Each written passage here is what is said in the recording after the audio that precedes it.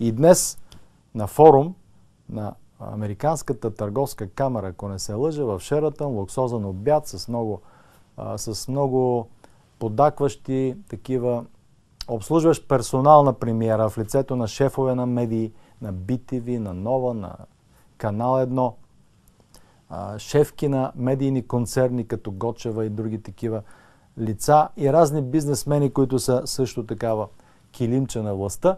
На луксозен обяд в присъствието на новата американска посланичка, премиера Борисов каза няколко бисера, които със сигурност ще влязат отново в хумористичните рубрики.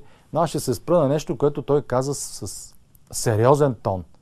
Става дума за национализма. Премиер-министър Бойко Борисов се произнася за национализма. Внимание сега тук. Какво казва Борисов? Нека да чуем това видео.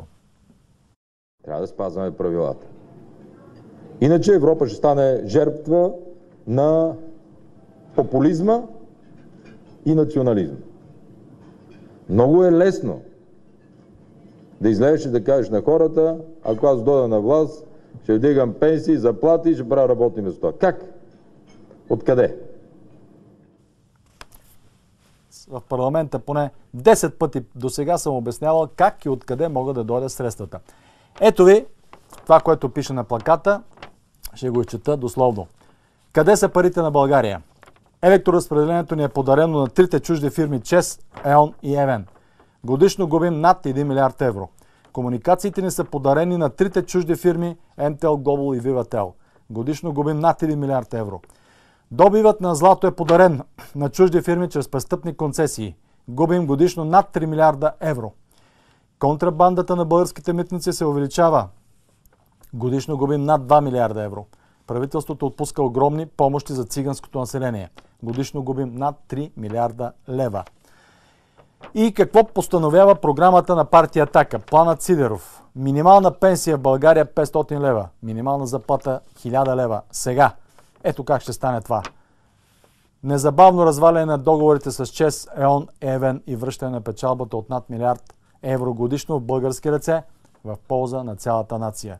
Незабавно разваляне на договорите с МТЕЛ, Глобал и Вивател и връщане на печалбата от над 1 милиард евро годишно в български ръце в полза на цялата нация.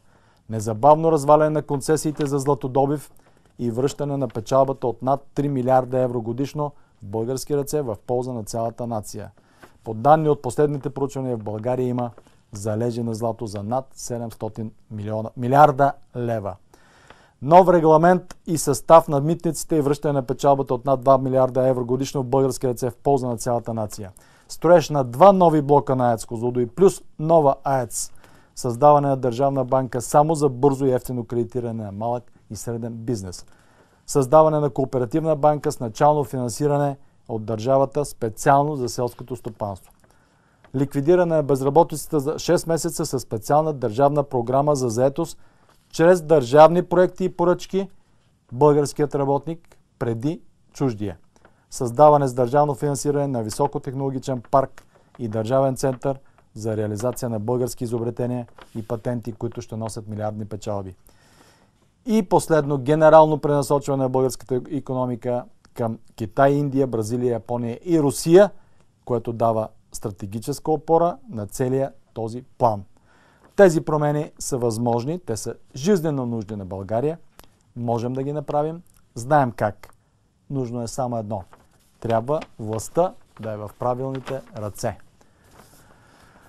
Това, уважаеми българи, пише на плаката, който ще бъде разлепен във всички български градове до изборите, за да може всеки българин да го прочете с очите си, защото продажните BTV-та и други телевизионни канали няма да го предадат. Те няма да кажат какво искаме да направим.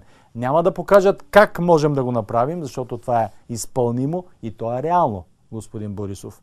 А вие се събудете от сън, отворете си очите, ще го прочетете и пред Министерския съвет, ще ви го пратя специално с препоръчено писмо, господин Борисов, за да видите как и откъде.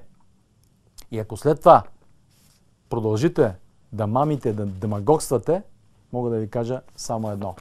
Господин Борисов, не ставате за министър-председател, напуснете този пост, отстъпете го на човек и на хора, които могат и знаят как да направят доходите на българите сравними с европейските.